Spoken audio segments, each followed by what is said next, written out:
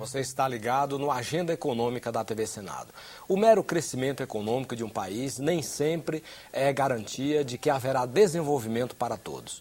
Para que isso ocorra, têm de ser adotadas políticas capazes de fortalecer a redistribuição de renda e a democratização das oportunidades. A economia solidária é um item importante nesse processo de desenvolvimento qualificado. E hoje, o Agenda Econômica vai conversar com um dos maiores economistas brasileiros, grande formador de opinião e que se destacou na formação de toda uma geração de economistas do continente latino-americano. Estamos falando do professor Paul Singer, que também é secretário nacional de Economia Solidária do Ministério do Trabalho. Participa desta entrevista o jornalista Davi Merig. Professor Paul Singer, muito obrigado pela sua presença nos estúdios da TV Senado. Agradeço, eu estou muito feliz de estar aqui. Professor, vamos começar falando um pouco sobre economia solidária. O que é de fato economia solidária? Economia solidária é uma maneira de organizar atividades econômicas, produção, distribuição, consumo. O que caracteriza a economia solidária é o fato de que os meios, os empreendimentos de economia solidária são propriedade das pessoas que trabalham neles. A famosa divisão tão comum no capitalismo entre os empregadores, que são os proprietários da empresa, e os trabalhadores que trabalham em troca de um salário, não existe na economia solidária. Não há patrão, não há empregado. Todos os que trabalham são simultaneamente donos e trabalhadores do empreendimento. E o administram conjuntamente. Isso é o quê? Uma espécie de uma cooperativa? E é compatível com o sistema capitalista funcionar a economia solidária? São duas perguntas. Primeiro, a cooperativa é a forma clássica de economia solidária. A cooperativa já existe há 200 anos e ainda é muito importante no mundo inteiro. Mas, particularmente no Brasil, é muito difícil registrar cooperativas de gente pobre. Há enormes obstáculos nisso, sobretudo nas juntas comerciais, onde é obrigatório fazer o registro, de modo que nos nossos 22 mil empreendimentos de economia solidária recenseados em 2007, pouco mais que 10% apenas eram cooperativas. Os outros seriam cooperativas informais, associações, ou mesmo agrupamentos de produção informais. Professor, o senhor fez a apresentação do livro Sem Patrão, Fábricas e Empresas Recuperadas por Seus Trabalhadores, que trata um pouco da experiência argentina, pela editora La Cava e Fundação Astrogildo Pereira. A gente sabe que a Argentina saiu de uma crise profunda e que lá tem experiências bastante vitoriosas nessa área de assunção de empresas por parte de seus trabalhadores, empresas que faliram, que iam fechar. Que experiência a gente pode trazer da Argentina para o Brasil nesse campo que o senhor atua? Não é bem o caso de trazer experiências do Brasil, é porque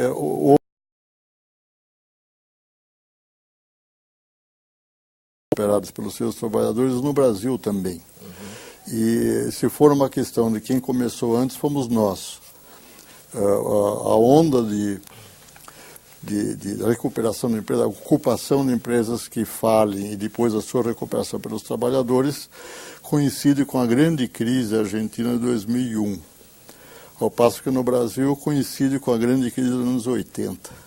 Portanto, nós começamos isso antes, mas isso é uma experiência histórica. Isso não começou nem no Brasil, nem na Argentina. Começou na Inglaterra. Houve uma época no século XIX em que houve uma grande bolha especulativa, como costuma ser no capitalismo, e as minas de carvão foram objetos, como os imóveis nos Estados Unidos, de uma enorme especulação. Quando a bolha estourou e veio a crise, as minas de carvão foram adquiridas, algumas delas pelos seus próprios trabalhadores para não fechar. Qual a diferença que tem, que o senhor fala que isso é histórico, ou seja, não é nada, a economia solidária não é nada atípica em relação ao próprio nascimento do capitalismo, desenvolvimento do capitalismo. Mas o que o senhor poderia falar da economia solidária, dos primórdios do capitalismo, dos primórdios dessa organização moderna do trabalho e hoje? Quais são as grandes diferenças que se avançou, quais são as perspectivas que a economia solidária coloca no mundo moderno? Bom, historicamente, as cooperativas foram, de certa forma, inventadas por um grande capitalista inglês chamado Robert Owen. Owen, que também é um inventor do socialismo. Ele é o primeiro que pensou em que depois do capitalismo teria que haver uma sociedade mais justa, mais livre, etc., chamada socialista. Mas ele também é considerado o primeiro a formar cooperativas, que são exatamente esses empreendimentos em que os trabalhadores são os proprietários e autogerem, ou seja, administram autonomamente e em conjunto, democraticamente, as suas cooperativas. Owen viveu entre 1770 aproximadamente, 70 e alguma coisa, até 1858. Ele morreu bastante idoso e extremamente ativo politicamente. Perto de 90 anos. Ele morreu com 80 e tantos. Ele influenciou, inclusive, Marx, todo aquele... Sim. Marx e Engels foram, de certa forma, discípulos de Owen. E tinham o maior respeito por ele, escreveram sobre ele. Ele foi um homem eminente. Mas a experiência dele foi bem sucedida de cooperativa na ocasião, na época? As cooperativas se multiplicaram a partir de algumas iniciativas e ideias dele. As que ele fundou mesmo, houve uma tentativa famosíssima nos Estados Unidos. A certa altura ele achou que precisava ir para um lugar em que houvesse mais terra livre, etc. Eram colônias agrícolas que ele visava principalmente, para os trabalhadores poderem se alimentar e trocar os excedentes. E lá nos Estados Unidos ele adquiriu uma grande propriedade, ele era muito rico, e depois usou toda a fortuna dele para lutar. E uma enorme quantidade de intelectuais, artistas, etc., cientistas acompanharam ele nisso e formaram uma comunidade nos Estados Unidos por vários anos.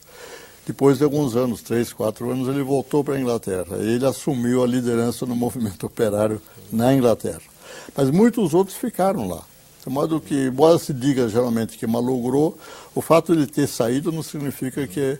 Pelo contrário, parece que continuou por muitos anos ainda uma comunidade de produtores que depois foi substituída por uma escola avançada, uma escola progressista. Além das cooperativas, quais são os tipos de atividades que a gente poderia classificar como participantes ou parte da economia solidária? Que tipo de atividade, que tipo de empreendimento que o senhor colocaria dentro desse plano da economia solidária? Bom, existe um grande número de empreendimentos que não são cooperativas por falta de dinheiro, mas que, digamos, aplicam os princípios do cooperativismo, que são esses que eu falei, e, portanto, fazem parte da economia solidária, reconhecidamente. Além disso, existem as cooperativas de crédito, que são importantíssimas, são instituições financeiras que financiam as outras cooperativas. As cooperativas não têm acesso aos serviços financeiros, vamos dizer, das finanças capitalistas. Ou tem muito difícil acesso, se é que tem. Então, nós mesmos estamos desenvolvendo no Brasil o que nós chamamos de finanças solidárias. São cooperativas de crédito, são bancos comunitários, são fundos rotativos solidários. São as 3 modalidades que já temos hoje em expansão aqui no Brasil. Professor, o que é que significa comércio justo, que também está muito ligado à sua área? O comércio justo tem uma história específica, é uma iniciativa de um empresário holandês, e é uma tentativa, digamos, de ajudar os trabalhadores mais pobres do terceiro mundo por parte da clientela ou da população europeia e norte-americana. E ele continua se desenvolvendo dessa forma lá, bastante fortemente até. Eu mesmo já estive em feiras de comércio justo na França, também lá em Viena, tem lojas. Eles pagam acima do preço, vamos dizer, de mercado, as cooperativas na América Latina, na África e assim por diante. Agora, nós temos no Brasil um sistema nacional de comércio justo, que foi resultado de um decreto que nós submetemos ao presidente Lula e que ele assinou ainda em novembro, já no fim do seu segundo mandato. Nós queremos desenvolver o comércio com os produtos da economia solidária dentro do país. O princípio é sempre cobrar o preço justo, não o preço de mercado necessariamente. E o preço justo significa aquele que dá o mesmo benefício ao produtor e ao consumidor.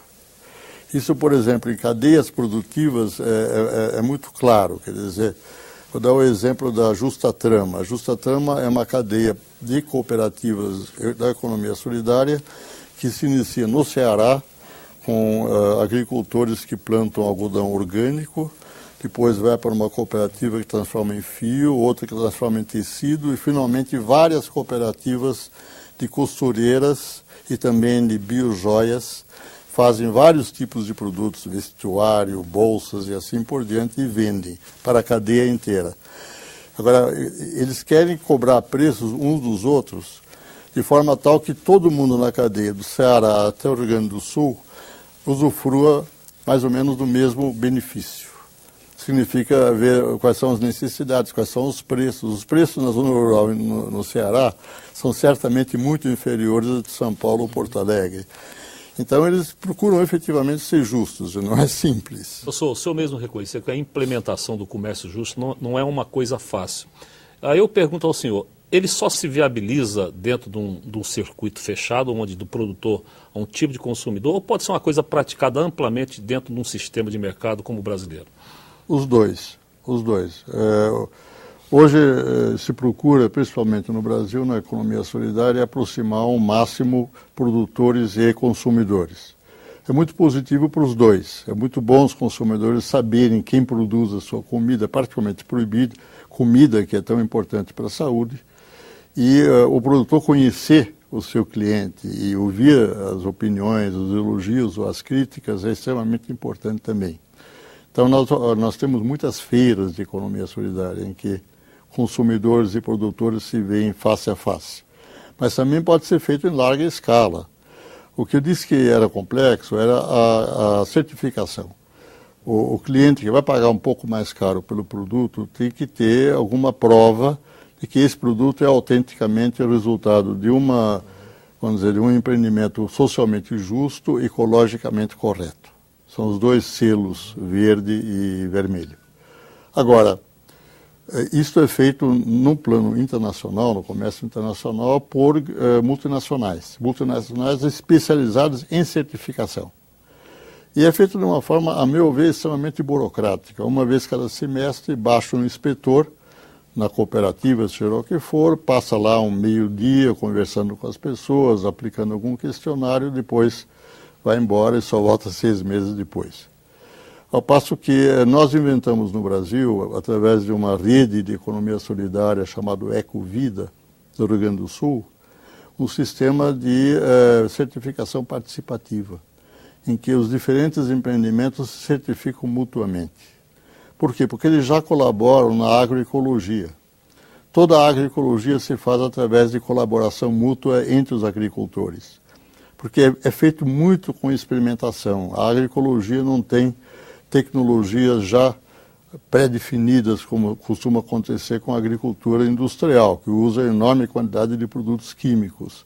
Na agroecologia se usa a própria natureza, os animais e as outras plantas para proteger as plantas que você quer utilizar. A produção orgânica. Então, é a produção orgânica. E essa produção, para cada microclima, é própria. Então, uma vez um grande líder da agroecologia brasileira diz, olha, os trabalhadores da agroecologia perdem mais tempo conversando uns com os outros do que trabalhando. Porque é tão importante.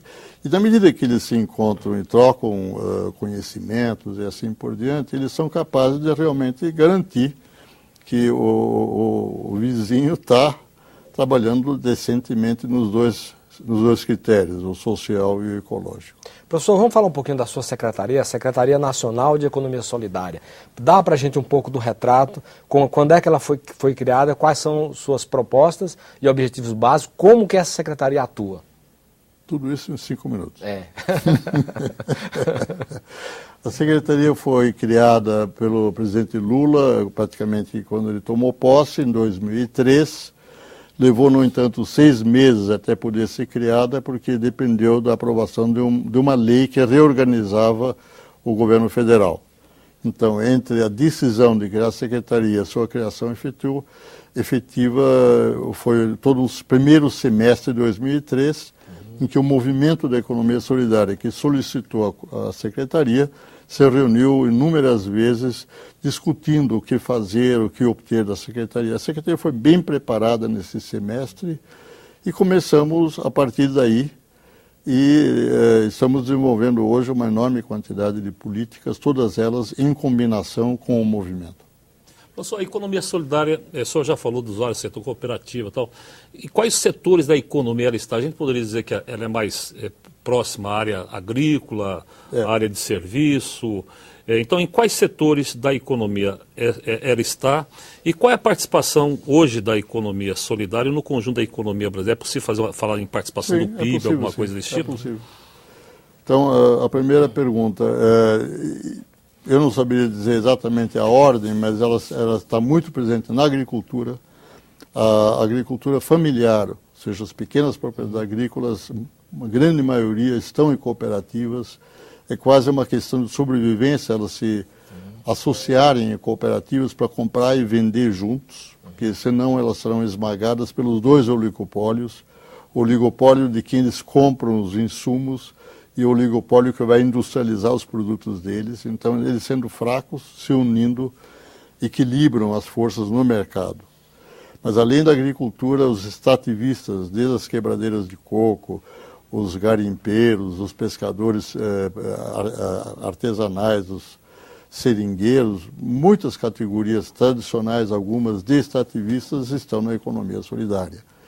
Muito forte também no artesanato. Todo tipo de artesanato, desde a costura, a fabricação de alimentos, brinquedos, o que vocês imaginarem, está também sob a forma de cooperativas ou associações de produtores. No próximo bloco, nós vamos ver a questão da autogestão, as principais dificuldades encontradas pelos trabalhadores para gerir seus próprios negócios. Aguarde.